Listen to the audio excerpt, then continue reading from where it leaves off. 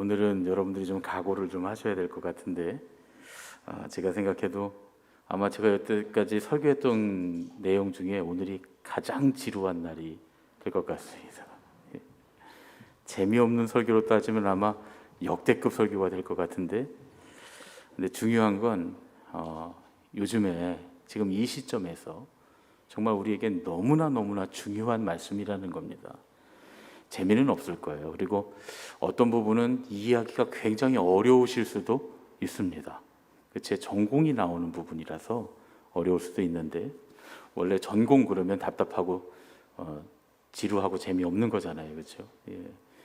그래서 그러실 수도 있는데 굉장히 중요합니다. 아마 여러분들이 주의 깊게 들으시면 이 내용이 정말 중요한 내용이었구나 하는 걸 아시게 될 겁니다. 여러분들이 좀 잘 따라오셨으면 좋겠습니다. 먼저 제가 책을 한 권 좀 소개를 하려고 하는데요. 두 권이죠. 두 권을 소개를 하려고 하는데, 앞으로의 10년이 한국교회의 마지막 골든타임이다 라고 말하는 책이 있습니다. 2040 한국교회 미래지도라고 하는 책인데요. 두 권으로 되어 있는 책인데, 첫 번째 책은 미래학자인 최윤식 박사님이 쓰신 거고, 두 번째 책은 최윤식 목사님과 최윤식, 최현식, 이 두 분이 형제인지는 잘 모르겠어요. 근데 이 두 분이 공저로 쓴 그런 책입니다. 박사님하고 목사님이 쓰셨으니까 굉장히 재미는 없는 책입니다. 근데 몇 해 전에 제가 이 두 책을 정말 꼼꼼히 읽으면서 아주 집중적으로 정독을 하면서 연구했던 때가 있었습니다. 그런데 되돌아보면 이 책을 읽으면서 고민했던 그 시간들이 지금 굉장히 유익하다라고 하는 생각을 합니다. 이 책이 두 권 다 두껍고요. 내용이 굉장히 많습니다. 그리고 아주 과학적이고 논리적인 연구 자료들과 통계 자료들을 바탕으로 해서 연구를 하면서 우리 한국교회의 미래를 예측한 내용이기 때문에 이 책의 내용은 상당히 신빙성이 있어 보입니다. 그리고 사실 이 책을 정독해서 읽을 때는 설마 이러면서 황당하게 여겨지는 예측들도 많이 있었어요. 그래서 3, 4년이 지난 지금에 보니까 틀린 예측도 많지만 정말 많은 부분에서 소름이 끼칠 정도로 날카롭게 이 내용이 들어맞고 있는 걸 제가 경험합니다. 그래서 이 책의 내용을 조금 소개를 좀 해드릴까 해요. 이 저자들에 의하면 한국 교회는 커다란 위기에 직면해 있다 이렇게 말합니다. 첫 책이 2013년도에 발간됐고 두 번째 책이 2015년도에 발간이 됐는데, 이 책에서 이제 2015년도에 2, 3년 후면 한국교회 위기가 시작된다 이렇게 말을 했습니다. 그러니까 이미 5, 6년이 지나서 2021년을 마무리하고 있는 지금의 시점에서는 한국교회 위기가 이미 시작됐을 뿐만 아니라 많이 진행되었겠구나라는 걸 예상할 수가 있습니다. 이 책대로라면 교회가 지금 앞으로 다가오는 심각한 위기에 대처할 수 있는 골든타임이 3년밖에는 남지 않은 겁니다.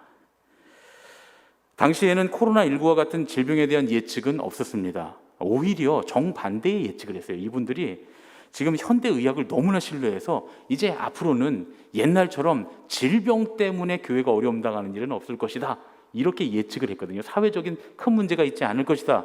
현대의학을 굉장히 이분들이 신뢰하고 있었던 거죠. 그런데 예측하지 못한 코로나 팬데믹이 오면서 사실상 이 저자들이 예측했던 교회의 위기가 예상했던 것보다 훨씬 빨리 그리고 훨씬 크게 찾아오고 있습니다.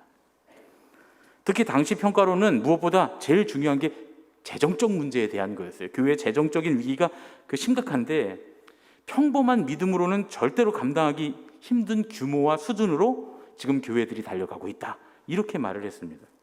과거에 한국교회의 위기를 불러온 원인들은 대부분 일부 지도자들의 성적인 윤리, 부적절한 재정 운용, 또 학문적인 비윤리성 이런 것들이 원인이었는데, 이제부터는 일부 목회자들로 인해 발생하는 위기가 아니라 상당수의 교회에서 재정적인 위기를 비롯한 근본적인 위기가 발생하면서 한국교회 이미지가 심각하게 훼손되기 시작할 것이라고 예측을 했습니다. 그런데 이런 상황이 오히려 코로나 팬데믹으로 인해서 현재는 훨씬 더 심해졌죠. 한국교회의 이미지가 훼손된 정도가 아니라 좋은 이미지가 남아있나 할 정도로 심각하게 한국 사회 안에서 교회 이미지가 손상을 입었습니다. 8년 전부터 예견한 이 한국 교회 상황은 세 가지 정도의 시나리오 중에서 하나를 따라갈 것이다. 여기는 교회들이 대부분 이 셋 중에 하나를 따라갈 것이다. 그렇게 말했습니다. 첫 번째는 뭐냐면 잘 준비한 10년 동안 잘 준비하고 잘 대처하는 교회는 부흥한다 이런 얘기가 아니고 정체 정도에 머무르게 될 것이다. 그 교회를 지키는 것 정도에 머무르게 될 것이다 라고 예측을 했어요. 둘째로는 이게 제일 많은 교회들이 해당되고 가능성이 가장 큰 시나리오인데 대부분의 교회들은 심각한 위기를 만나게 될 거라는 겁니다. 그리고 세 번째는 위기 상황이 얼마나 심각하느냐에 따라서 또 위기가 찾아올 때 그걸 잘 대처하지 못하면 그런 경우에 많은 교회가 문을 닫거나 분열하게 될 것이라고 예측을 했습니다. 이 책에서 저자들은 2, 3년 후부터, 다시 말하면 2018년쯤부터 한국 교회의 위기가 시작될 건데 2028년쯤이 되면 전국적인 교회의 몰락으로 이어질 것이다. 이렇게 예측을 했죠. 교회 위기가 닥치면 교회들이 제일 먼저 하는 일이 뭐냐면 교육자 수를 줄이게 될 거라는 거예요. 그러면 이제 교회에 재정적인 어려움이 오니까 교육자 수를 줄이게 될 것이고, 그러면 사역의 전문성이 급격하게 떨어질 거라는 겁니다. 평신도를 아무리 잘 훈련해도 사역자가 해야 되는 영역이 분명히 존재하기 때문에 교회의 건강성이 점점 악화될 것이라는 거죠.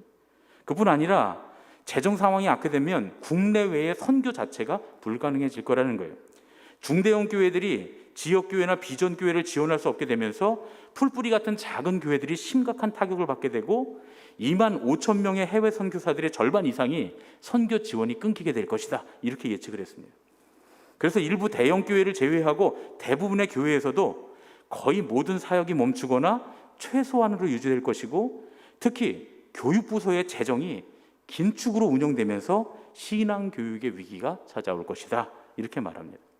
다음 세대와 미래를 위한 투자가 완전히 멈추고 나면 한국 교회는 교회다움을 완전히 잃어버리게 될 것이고 교회의 미래는 불투명해질 것이다 라고 예측을 했습니다. 그런데 여러분, 정말 몇 년 사이에 선교지와 교회들의 상황이 굉장히 나빠졌습니다. 선교지의 선교사들이 절반이 아니라 거의 다 철수하고 있습니다. 선교사를 내보냈던 교회들이 해외로 보냈던 선교사들이 다 철수하니까 이제 국내 외국인 선교에 전환을 해야 된다. 이런 얘기들을 계속 하고 있어요. 실제로 그런 공문들이 우리 감리교 선교부에서도 오고 있고요. 그리고 일부 제가 알고 있는 큰 교회들, 선교사들이 돌아온 교회에서 그런 사역으로 전환을 하겠다라고 하는 그런 내용들을 발표하고 있습니다. 지역의 교회들은 더 심각합니다. 우리 지방만 해도 이번에 성탄 헌금으로 우리 장로님들하고 결의를 해서, 그래서 이제 우리 지방에 있는 코로나로 어려움 당한 교회들을 돕자. 우리가 성탄 헌금이 우리도 어려운 상황에서 뭐 더 많이 나눠주고 했으면 좋겠지만 하여튼 최대한의 여력으로 우리 지방에 있는 교회들을 최대한 도와보자라고 결의를 하고, 제가 우리 어려운 교회들을 돕겠습니다라고 했더니 우리 감리사님이 지방 안에 있는 교회들을 추천을 하셨는데 우리 교회를 포함해서 4개 교회를 빼고 지방의 모든 교회가 다 도와달라고, 19교회나 되는 교회가 도와달라는 요청을 했습니다. 여러분, 심각하죠? 굉장히 심각한 상황입니다. 아동부, 중고등부, 청년부가 한국교회 많은 교회 안에서 이미 사라졌습니다. 사라지고 있는 게 아니라 사라졌습니다. 청장년회가 유지되는 교회는 감리교 전체에서도 한 지방에 한두 교회 있을까 말까 한 상황입니다. 실제로 감리교 내 모든 지방에서 청장년회 활동이 끊어졌습니다. 연회 청장년회도 활동을 하지 않습니다. 청장년회만이 아니고 여선교회 연합회 활동도 거의 다 축소됐습니다. 여선교회 연합회 활동이 아예 사라진 지방도 굉장히 많습니다. 아마 지방과 연회 사정을 잘 아시는 우리 장로님들은 아마 잘 아실 거예요. 우리 교회의 큰 기둥처럼 일하시는 장로님들, 권사님들은 다들 청장년 시절에 남자분들은 청장년회에서, 또 여자분들은 또 젊은 여성교회에서 열심히 활동하시고 일하시던 분들입니다. 그런데 여러분, 지금은 아예 젊은 여성교회와 청정년회가 감리교회에서 사라졌습니다. 많은 교회가 점점 형편이 어려워지고 전도와 선교가 막히고 있고 교회의 미래가 심각하게 위협을 받고 있습니다. 어린이들과 청소년, 청년, 청장년들이 교회에서 사라져버렸어요. 사라지고 있는 게 아니라 사라져버렸습니다. 올해 2021년도에 한국 갤럽에서 조사한 2021년 종교 분포 조사를 제가 살펴보니까, 제가 PDF를 받아서 전부 다 살펴봤거든요. 2014년도까지는 개신교 인구가 국민의 21%였습니다. 그런데 올해는 17%로 줄었어요. 이게 말이 4% 차이지 이 안에 수십만 명이 들어있습니다. 그런데 정말 심각한 사실은 젊은 세대는 더 줄었다는 거예요. 20대는 14%로 줄었습니다. 40대가 겨우 15%만이 기독교 신앙을 가지고 있답니다. 제가 이 조사를 면밀히 보니까 이 중에 교회에 정기적으로 출석하는 사람은 더더욱 적습니다. 그냥 내가 기독교 신앙을 갖고 있다라고 말한 사람들이 이 정도라는 거예요. 교회 나가는 사람들이 아니고요. 정말 줄어가는 다음 세대의 숫자가 가파른 내리막을 그리고 있습니다. 이 조사에서 청소년들과 어린이들은 아예 조사를 안 했어요. 다른 조사라도 있는지 찾아봤더니 청소년과 어린이들을 조사한 내용은 없습니다. 그런데 아마 조사를 한다면 교회 안에서 정말 많은 어린이와 청소년이 사라졌을 것이다 라는 생각이 듭니다. 그러면 왜 이런 일들이 일어나고 있는가? 한국교회 미래지도의 저자들이 진단하기에는 한국교회 위기의 원인은 외부적으로는 상황의 변화라는 거예요. 경제적인 위기, 세계적인 그 정쟁들, 그리고 예측하지 못했지만 지금 이 돌고 있는 이런 질병 같은 문제들. 저자들은 전혀 이쪽은 예측도 하지 못했어요. 그런데 이 외부적인 상황의 변화들 때문에 한국교회 위기가 온다는 겁니다. 실제로 왔고요. 내부적으로는 교회다움의 상실 때문이라는 거예요. 그래서 근본 해법을 찾으려면 이 둘 가운데서 찾아야 하는데, 그런데 상황의 변화에 대한 해법은 일어나는 현상에 따라서 표면적으로 대처할 수밖에 없는데, 아무리 생각해봐도 코로나 팬데믹 같은 이런 외부적인 상황의 변화에 우리가 충분히 대처할 수조차 없습니다. 지난 2년 동안 우리가 이거 너무 철저하게 잘 깨달았잖아요. 할 수가 없어요. 이 책의 저자들도 뭐라고 말하냐면 이 외부적인 요인은 짧은 시간 내에 근본적으로 해결할 방법이 전혀 없다고 말합니다. 전혀 없다고. 그런데 그러면 어떻게 해야 되느냐? 그럼에도 불구하고 한국교회 미래를 밝힐 수 있는 출구가 하나 있는데, 그게 뭐냐? 교회가 교회다운 교회가 되는 거예요. 이 책의 저자들이 말하는 것처럼 이분들이 박사님이고 하니까 그냥 어떤 그런 객관적인 자료만 내세웠을 것 같은데 이분들이 신앙이 좋아요. 교회가 교회다움을 회복하면 된다는 거예요. 여러 가지 연구 결과들과 조사들 데이터를 놓고서 말하는 겁니다. 두 번째 해법이면서도 가장 근본적인 해법은 교회다운 교회로 돌아가라는 거예요. 교회가 교회다움을 회복하면 시간이 많이 걸리더라도 반드시 교회의 미래가 있다는 겁니다. 그럼 이제 중요한 게 교회다운 교회가 되는 게 뭘까요? 여기서부터 좀 어렵습니다. 여러분 잘 들으셔야 됩니다. 제가 교회다운 교회가 어떤 교회입니까? 라고 물으면 여기 계신 여러분들 모두가 다 본인들이 생각하는 교회의 모습을 말씀하실 거예요. 그렇죠? 제가 지금 말씀하실 때 이런 게 교회다운 교회지 하고 생각하시는 것들이 분명히 계실 거예요. 그런데 여러분 사실 그건 여러분들이 원하는 교회의 모습이기 때문에 하나님께서 원하시는 교회의 모습과 비슷할 수도 있지만 전혀 다른 모습일 수도 있습니다. 그렇지 않습니까? 여러분이 지금 교회다운 교회라고 생각하는 그 여러분이 원하는 교회의 모습이 정말 하나님의 원하시는 교회일 거라고 확신하실 수 있는 분 계세요? 없죠. 모두가 다 각자가 교회다운 교회, 내가 좋아하는 교회가 교회다운 교회라고 생각하면서 신앙생활을 해요. 예전에는 그래도 교회가 부흥하고 교회가 앞으로 나갈 수 있었지만 이제는 불가능하다는 거예요. 그러면 진짜 교회다운 교회가 뭐냐? 교회다움의 회복이 뭐냐? 성경이 우리에게 말씀하고 2000년 교회의 전통이 계속 가르쳐온 교회의 본질이 과연 무엇이냐 하는 걸 알아야 한다는 거예요. 그러니까 이건 정말 중요한 얘기입니다. 이게 너무 골치가 아프고 이해하기 어렵고 그래도 꼭 알아야만 되는 거예요. 때로는 이 말씀을 통해서 받아들이기 쉬운 분들도 분명히 계실 수 있어요. 근데 받아들여야 해요. 왜냐하면 제가 드리는 말씀은 진짜이기 때문에 그래요. 오늘 여러분들에게 나눠드리니 행복한 첫 만남 교제를 한번 보세요. 예. 여담이지만 이 앞에 행복한 첫 만남의 이 첫 만남은 손태주 장로님이 쓰신 겁니다. 예. 캘리를 해주셨는데 좋은 것 같아요. 잘 쓰셨죠, 그렇죠? 예. 이 교재는 제가 이제 우리 교회에서 여러분들과 함께 앞으로 함께 할 신앙생활에 가장 중요한 기초가 되는 내용을 정리해서 제가 쓴 책입니다. 앞으로는 우리 교회에 등록하는 새가족들의 교재로 사용될 거예요. 내용에 관한 부분은 정말 제가 토시 하나까지 제가 다 썼습니다.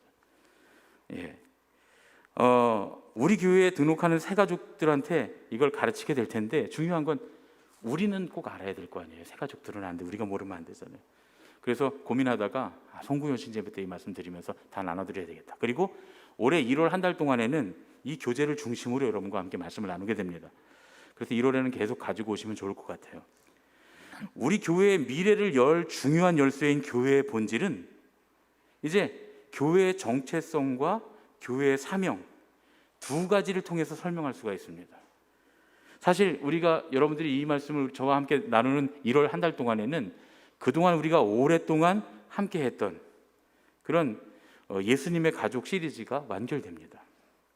여러분 여기 행복한 첫 만남의 교재 34쪽, 35쪽을 한번 펴보세요. 여기 34쪽, 35쪽 맨 마지막에 나오는 그런 내용인데요. 봐도 좀 어렵게 생겼죠, 그렇죠? 제가 아주 최대한 간략하게 정리를 해봤습니다. 우리 교회의 미래를 열 중요한 열쇠인 교회의 본질은 뭐냐? 교회의 본질, 교회가 무엇인지 알려면 교회의 정체성, 교회는 과연 정체가 무엇인가? 라고 하는 것과 그럼 교회가 뭘 하는 데냐? 교회의 사명이 무엇이냐? 이 두 가지를 알면 교회의 본질을 우리가 알 수가 있습니다. 먼저 첫 번째로 교회의 본질인 교회의 정체성은 사도신경을 비롯한 초대교회 신조들과 현재 모든 기독교 교파들이 그러니까 소위 말하는 정통신학이 한 목소리로 인정하는 교회의 4대 표지 안에 있습니다.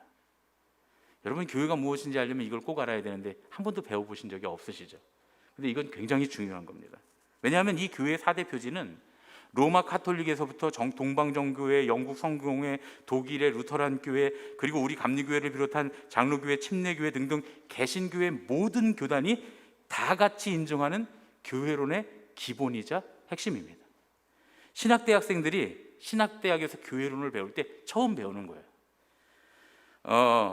제일 먼저 배우는 내용이기도 하고 제가 사실은 대학원에서 교회 신학을 전공했습니다. 그러니까 제가 너무 잘 아는 내용이죠. 그러니까 제가 말하는 게 정말 신뢰하실 만한 얘기입니다. 혹시 여러분들의 신앙에 그동안 해오셨던 신앙에 배치되더라도 제가 말씀드리는 게 2000년 동안 이어져 내려온 교회의 정통이에요. 제가 다른 거 붙이지 않고 딱 그 얘기만 오늘 할 겁니다. 교회의 4대 표지가 뭐냐? One, Holy, Catholic, Apostolic 네 가지입니다. 우리말로는 하나의 거룩한, 보편적인, 사도적인 교회라는 말이에요. 그럼 첫 번째 원이라고 하는 게 뭐냐? 하나의 교회가 뭐냐? 교회가 전체 교회가 훌처치라고 하죠. 훌처치라고 해요. 전체 교회, 전 세계에 있는 전체 교회가 그리스도의 몸으로서 하나라는 정신입니다. 이것도 굉장히 복잡하고 어렵습니다. 사실 이것만 갖고도 한 학기를 강의를 해야 되는 내용이지만 제가 아주 너무너무 쉽게 설명하면 이런 거예요. 이단들이나 사이비 혹은 자기들만이 정통이라고 주장하는 근본주의적 교회들이 있어요. 그런 교회들은 다 하나의 교회를 부정합니다. 기성교단의 교회들이 그리스도의 교회가 아니라고 말한다거나 카톨릭 교회가 이단이라고 말한다거나 동방정교회나 이집트의 콥틱 교회가 정통교회가 아니라고 주장을 한다면 그들은 사이비 이단이거나 이단적인 근본주의자일 가능성이 매우 큽니다. 왜냐하면 교회의 2000년 역사 가운데 그런 주장을 한 사람들은 여지없이 이단 판정을 받았기 때문에 카톨릭도 처음에는 동방교회나 우리 개신교회를 이단이라고 주장했어요. 그러다가 자신들의 죄를 회개하고 정말 회개한다고 했어요. 교황과 모든 사제들이 회개합니다라고 발표를 하고 선언을 하고, 이제 개신교회와 동방교회도 흩어진 형제요 나눠진 지체다라고 선언을 합니다. 그래서 카톨릭에서 영세를 받은 사람을 개신교회에서 다시 세례를 받으라고 하면 안 돼요. 그리고 개신교회에서 세례받은 사람을 카톨릭이나 동방교회에서 다시 영세받아야 한다고 주장하면 그 사람은 이단입니다. 그걸 재세례파 이단이라고 해요. 왜냐하면 교회의 4대 표지 중 첫 번째인 하나의 교회를 부정하기 때문입니다. 제가 오늘은 좀 작정하고 드리는 말씀이에요. 여러분들하고 부딪힐 수 있습니다, 이 내용은. 근데 여러분들이 만약에 이거에 대해서 잘못 알고 계셨다면 여러분이 잘못 알고 계신 거예요. 2000년 동안 교회가 지켜온 거예요. 개신교회 모든 교단들이. 두 번째로는 홀리. 거룩한 교회는 거룩하신 하나님의 영, 성령님께서 이끄시는 교회라는 거예요. 이 말이 무슨 말이냐? 거룩한 교회는 하나님께서 주신 사명을 이루기 위해서 하나님의 일을 하는 공동체라는 말입니다. 그래서 진정한 교회가 하는 일은 다 거룩해야 한다는 거예요. 교회는 거룩한 일을 하는 데입니다. 교회 안에서 거룩한 예배와 거룩한 교제와 거룩한 헌신을 해야 하고, 이웃과 세상을 향해서는 거룩한 봉사와 거룩한 선교를 해야 한다는 거예요. 교회 안에서 우리가 행하는 예배나 교제나 헌신이 거룩한 목적이 아닌 인간적 성취가 되어서는 안 된다는 거예요. 그래서 받는 직분이 내가 인간적으로 사람들에게 높이 보이기 위한 것이 돼서도 안 되고, 교회에서 우리가 모여서 하는 모든 은총의 수단이 모여서 돈 버는 얘기하고 세상의 쾌락을 누리는 얘기하고 이런 거 해서는 안 된다는 거예요. 그건 거룩하지 않은 거예요. 거룩한 거 해야 된다는 거예요. 예를 들어서 교회가 세상에 봉사하고 선교하는 것도 마찬가지고 세상에 나가서 우리가 봉사하는 것도 마찬가지인데, 그러면 그게 뭐냐? 예를 들면 정치에 참여할 때, 우리가 정치에 참여할 때 정치에 참여하지 말라고 하지 않습니다. 정치에 참여하는데, 예를 들면 사회운동 같은 걸 해서 정치에 참여한다고 하더라도 그 목적은 유일하게 하나님께 영광을 돌리기 위한 거룩한 것이어야 한다는 거예요. 내가 정권을 취득하거나 혹은 나의 어떤 이기적인 욕망에 맞는 정책을 펴는 사람을 정치로 밀어주거나 하는 건 안 된다는 거예요. 왜냐하면 우리는 거룩한 교회이기 때문에. 우리 감리교회 창시자인 웨슬리 목사님의 말씀대로 이 모든 일에 의도의 순수성이 있어야 한다는 겁니다. 그 목적이 거룩해야 되고 과정도 거룩해야 한다는 거예요. 그러한 교회의 거룩함이 교회의 정체성을 나타내는 4대 지표 중에 두 번째입니다. 세 번째로, 사실 여러분 지금 제가 첫 번째, 두 번째, 세 번째, 네 번째 하는데 우열이 있는가 없는가 궁금하실 거예요. 우열이 있습니다. 첫 번째가 더 중요하고, 두 번째가 세 번째보다 중요하고, 세 번째가 네 번째보다 중요하고, 네 번째가 네 개 중에서는 가장 덜 중요한 거예요. 이거 되게 중요한 겁니다, 여러분. 이게 신학자들이 그렇게 결론을 내렸어요. 세 번째로 캐톨릭, 보편적인 교회는 제가 앞에서도 말씀드린 정통 교회를 말하는 거예요. 교회가 2000년을 이어 내려오면서 함께 공유했던 보편적인 교리, 보편적인 교회의 신학을 따르는 교회를 말하는 겁니다. 우리가 알고 있는 오랜 전통을 가지고 있으면서도 오랜 시간 정통 기독교 교단으로 우리가 알고 있는 바로 그 교회들이 보편적인 교회라고 할 수 있어요. 누군가 우리들은 기존 교단에 속해 있지 않고 그들보다 더 나은 복음을 가지고 있다 이렇게 말하거나, 우리만이 유일한 구원의 길을 알고 있다라고 말하면 그들은 반드시 이단입니다. 반드시 이단이에요. 정통의 교회, 보편적인 교회가 2000년 동안 교회의 정체성을 나타낸 4대 지표 중에 세 번째예요. 2000년 동안 교회가 계속 검증된 거예요. 굉장히 중요한 과정이죠. 우리 감리교회는 정통 교단입니까 아닙니까? 우리 교회는 보편적인 교회입니까 아닙니까? 보편적인 교회가 맞아요. 오랫동안 정통의 교단으로서 검증된 교회다, 그런 얘기죠. 마지막으로 네 번째, 아포스톨릭, 사도적 교회는 사도들의 가르침과 교제를 이어받은 공동체를 말합니다. 이 교회의 중요한 이 마지막 정체성은 뭘 말하는 거냐면 사도적인 전통을 계승하는 공동체라는 거예요. 이게 좀 굉장히 어려운 얘기입니다. 사실은 이것도 여기 있는 내용들은 하나가 한 학기를 할 정도로 그렇게 어려운 내용들인데, 쉽게 설명드리면 이런 거예요. 2000년 동안 그리스도의 교회는 세상을 구원하는 선교를 위해서 제자들에게 기름 부음을 해왔어요. 여기서 말하는 기름 부음이라는 건 뭐냐면 직분을 세우는 안수의 역사, 그리고 하나님의 사람들을 세우는 세례의 역사. 예수님께서 당신의 제자들에게 세례의 물로 씻기시고 안수하셔서 제자로 삼으셨어요. 그리고 그 제자들은 또 자신들의 제자들에게 세례를 베풀고 직분의 안수로서 교회의 리더들을 세웁니다.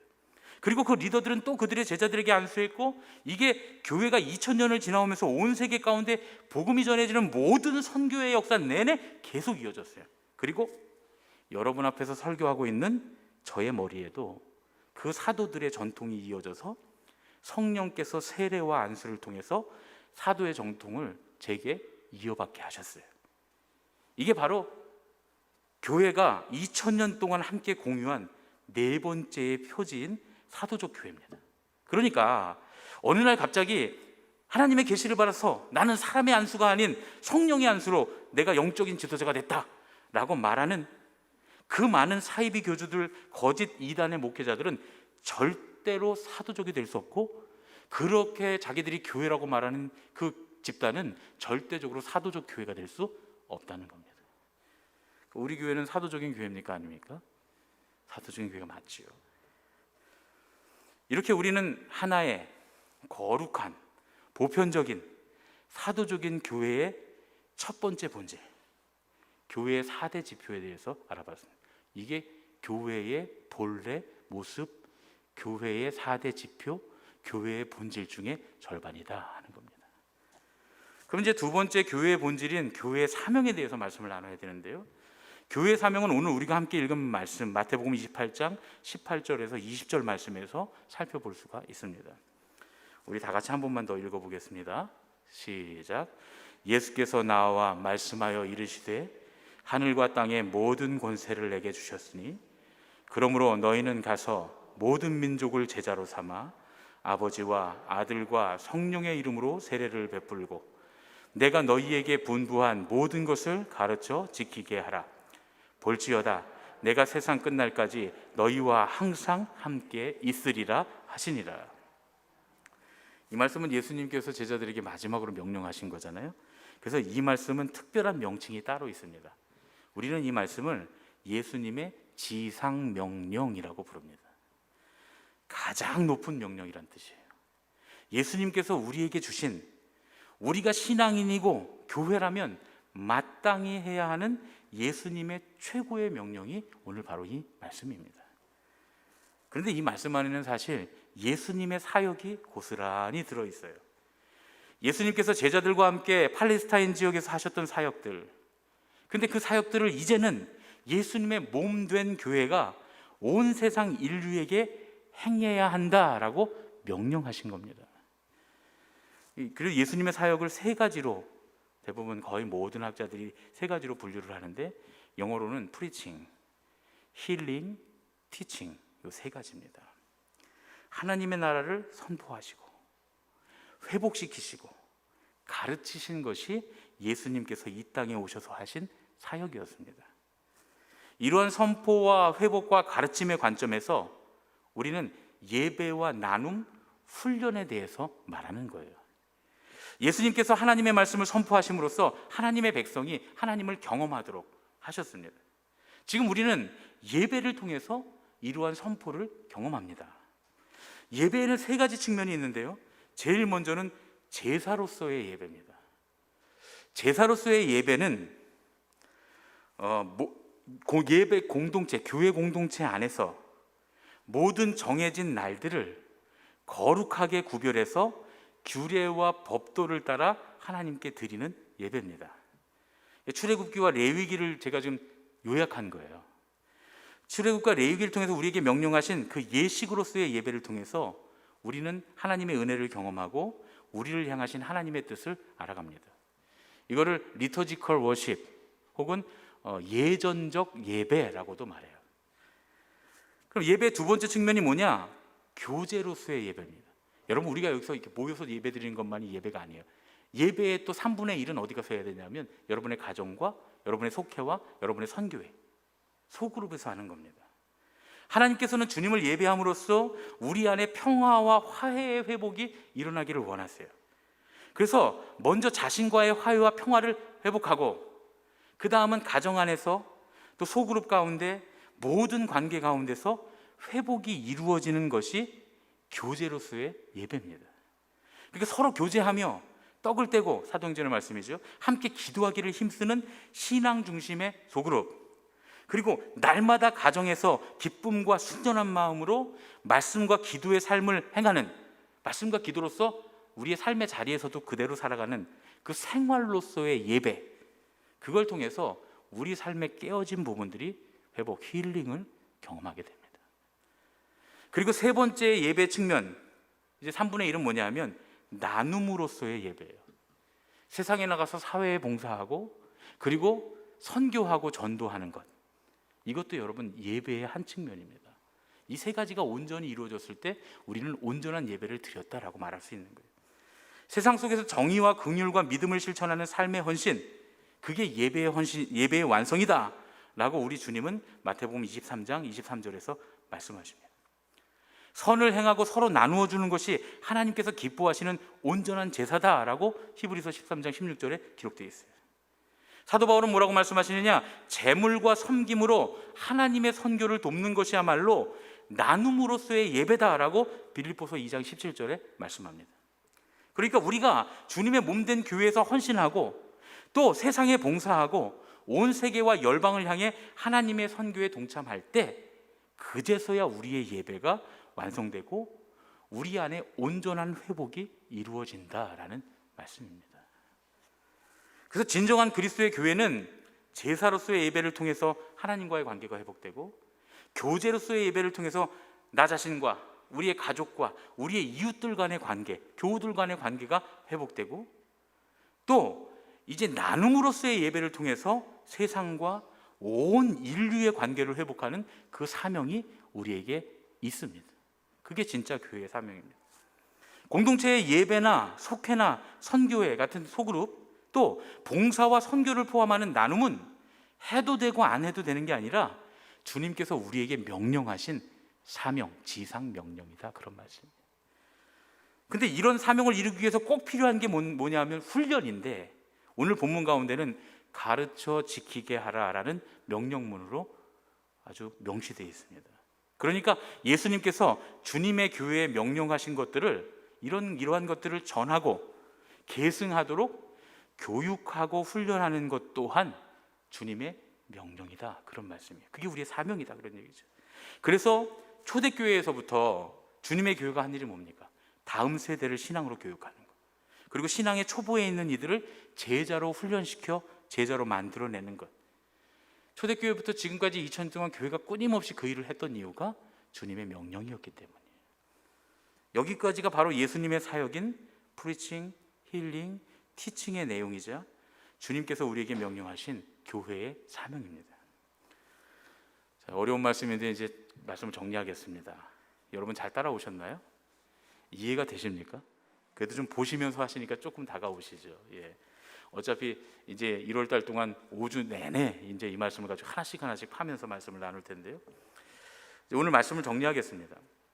오늘은 진짜 어려운 말씀을 나눴습니다. 그런데 정말 중요한 말씀이라고 제가 말씀드렸어요. 더더군다나 요즘과 같은 시점에서, 지금 이 시점에서 우리에게 너무나 중요한 말씀입니다. 우리 교회는 너무 감사해요. 우리 교회는 아직 예배드리고, 정말 이 저자들이 말한 2040의 저자들이 말한 우리는 정치하는 교회 안에 사실은 상위 1% 교회 안에 들어있는 교회라는 생각이 저는 들어요. 너무 감사합니다. 근데 우리가 유지하고 있다고 다른 교회들이 그럴 것이라고 생각하시면 안 돼요. 지금은 굉장히 한국 교회가 전 세계의 교회들이 어려운 상황입니다. 오늘 말씀을 통해서 우리는 우리의 교회가 아주 중요한 갈림길 앞에 서 있다는 사실을 깨달았으면 좋겠습니다.